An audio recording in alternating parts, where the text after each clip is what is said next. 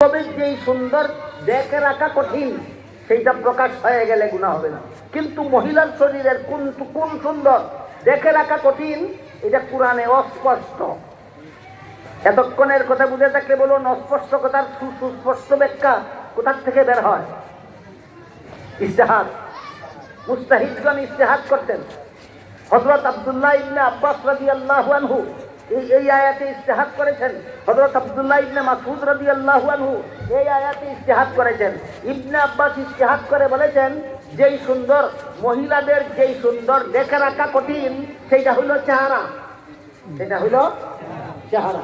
অর্থাৎ রাস্তায় চলন্ত অবস্থায় যদি মহিলা রাস্তায় চলন্ত অবস্থায় যদি নামাজের সময় হয়ে যায়, নামাজ কাজা করবে না রাস্তার পাশেই পড়ে নিতে হবে?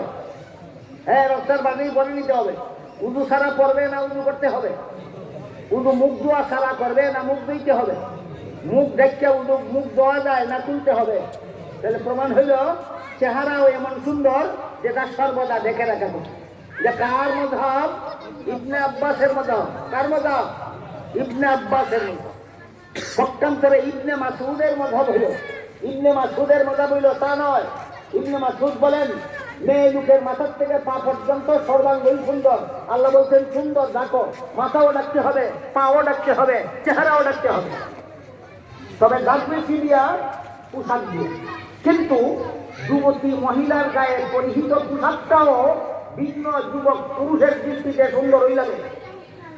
একটা সাইকোলজিক্যাল ব্যাপার, লেকচার দিয়া বোঝাবার ব্যাপার নয়। প্রত্যেকটা যুবক পুরুষে বুঝে। 5 বছরের নামাজ ছেলে বুঝে না যুবক পুরুষে বুঝে? কি বুঝে? যুবতী নারীর দেহ দেখতে যেমন সুন্দর, তার শরীরে পরা কাপড়টা দেখতেও সুন্দর। আল্লাহ যেহেতু বলছেন সুন্দর ডাকো, তাহলে শুধু শরীর ডাকতে হবে না। ইবনে মাসউদ বলেন শরীরের পোশাকও ডাকতে হবে। শরীর ডাকবে পোশাক দিয়া, পোশাক ডাকবে বোরকা দিয়া, পোশাক ডাকবে বোরকা দিয়া।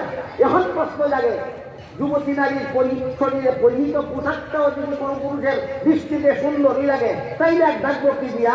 সুতরাং পোশাকের সুন্দর দেখে রাখা কঠিন। এটা কার মাযহাব? ইবনে মাসউদের। চেহারা দেখে রাখা কঠিন, এটা ইবনে আব্বাসের মাযহাব। পোশাকের বোরকার সুন্দর দেখে রাখা কঠিন, এটা ইবনে মাসউদের মাযহাব। দুই সাহাবীর দুই মাযহাবকে হানাফি মাযহাবে কেমনে সমন্বয় সাধন করা হয়েছে? শুধু হানাফি মাযহাবের সিদ্ধান্ত হলো, যেই সমাজের সমস্ত পুরুষ এত বড় সভ্য, যে সমাজের সমস্ত পুরুষ এত বড় সভ্য যে রাস্তার পাশে কোনো মহিলা উযু করার সময় যদি মুখ খোলে তাহলে কোনোদিন মুখ ফিরাইয়া তার দিকে তাকায় না।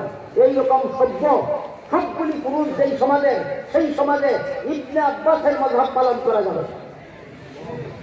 আর যে সমাজের এমন কিছু অসভ্য পুরুষ থাকে, যারা পুরুষ সুযোগে মহিলা চেহারার তার পর্দা সরাই নেই, এই ফাঁকে দেখে নিতে চায়, এই সমাজে ইবনে আব্বাস ইবনে মাসউদের মাযহাব পালন করতে হবে। বলুন, দুই সাহাবীর মাযহাব হানাফি মাযহাবের ভিতরে আছে কিনা?